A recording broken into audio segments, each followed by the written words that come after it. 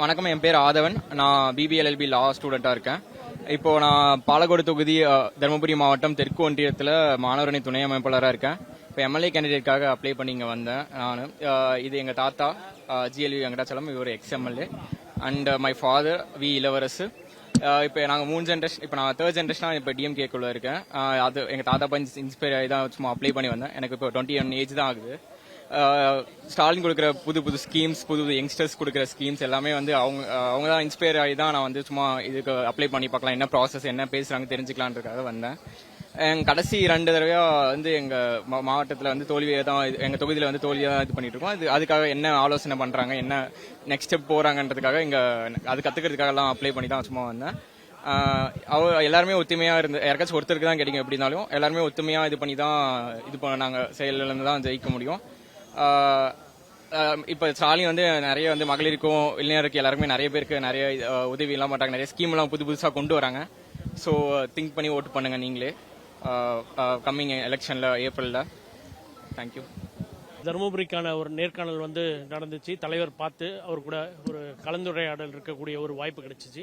தருமபுரியை பொறுத்த வரைக்கும் பார்த்தீங்கன்னா அது வந்து ஒரு இயற்கையாகவே வந்து பாட்டாளி மக்கள் கட்சி மற்றும் அதிமுகவுடைய ஒரு ஸ்ட்ராங் ஹோல்டுன்னு சொல்லலாம். ஆனால் தலைவருடைய திட்டங்கள், குறிப்பாக அந்த 5000 ரூபாய் மகளிருக்கு கொடுத்த திட்டங்கள், அப்புறம் மகளிர் இருக்கக்கூடிய திட்டங்கள் எல்லாமே வந்து நல்ல ரீச் இருக்கனால ஒரு கடினமான போட்டியாக இருந்தால் கூட ஒரு வெற்றி வாய்ப்பு வருவதற்கான வாய்ப்பு இருக்குன்றத தலைவர்கிட்ட சொல்லியிருக்கோம். அதே மாதிரி கூட்டணி கட்சிகளுடைய ஒருங்கிணைப்பு மற்றும் அவர்களுடைய ஒத்துழைப்போட வந்து தருமபுரி வந்து நம்ம வெற்றி பெற்று கொடுக்கக்கூடிய ஒரு சூழ்நிலையில் இருக்கோன்றத தலைவர்கிட்ட நம்ம சொல்லியிருக்கோம். தர்மபுரியில தான் திட்டங்கள், பல திட்டங்கள், ஆமா, சமூக அடிப்படையில் திட்டங்கள்லாம் அங்கதான் தொடங்குறாங்க. ஆமா, இதெல்லாம் இருந்துமே கூட திமுகவால அங்க சொல்லிக்கிற அளவுக்கான வெற்றியை பெற முடியல.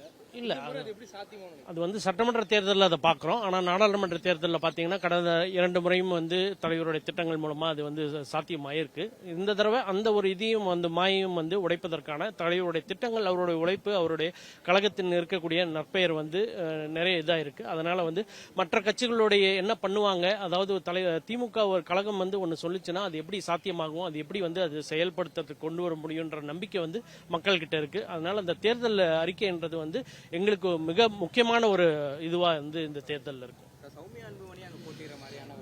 வரணும் வரணும் வரணும், அதுக்குதான் காத்துட்டு இருக்கோம், வரணும். இல்ல, அது வந்து இல்ல, அது அப்படி கிடையாது. அது ஒரு வாக்குன்னு வரும்போது வந்து அது சாதி ரீதியா வந்து இது பண்றதுக்கான, அறுவடை பண்றதுக்கான பாட்டாளி மக்கள் கட்சி அதை வந்து செய்யும். ஆனா அது நடக்காது. ஏன்னா சௌமியா ஏன் வரணும்னு சொல்றேன்னா, அப்பதான் அவங்க மக்களுக்கே தெரியும் என்ன தேர்தல் இருந்தாலும் சரி, அது ஏன் தருமபுரிக்கே வராங்க. தருமபுரியில் எத்தனையோ பாட்டாளி மக்கள் சொந்தங்கள்லாம் இருக்காங்க. ஆனா வந்து இங்க மட்டும்தான் வந்து ஒரு சாதி ரீதியா வந்து அன்புமணி ஆகட்டும், அவர் எம்பிக்கு தேர்தலில் போட்டிட்டதாகட்டும், எம்எல்ஏக்கு போட்டிட்டதாகட்டும், எங்க இருந்தாலுமே வந்து தருமபுரிக்கு இப்ப அவங்க குடும்பத்தில் வராங்க, அடுத்தது அவங்க பொண்ணுங்க வராங்க, எல்லாம் இதே மாதிரி வந்து ஒரு குடும்பம் வந்து ஒரு ஏமாந்த ஒரு பாட்டாளி சொந்தங்களை வந்து இப்படி சூறையாடுவது வந்து இந்த தடவை பாட்டாளி மக்கள் கட்சி அவர்களுக்கு ஒரு பாடம் கூட்டுவார்கள். அவங்க நிக்கணும்ன்றதுதான் எங்களுடைய ஆசை, அதை தோக்கடிக்கணும்ன்றதுதான் எங்களுடைய விருப்பம்.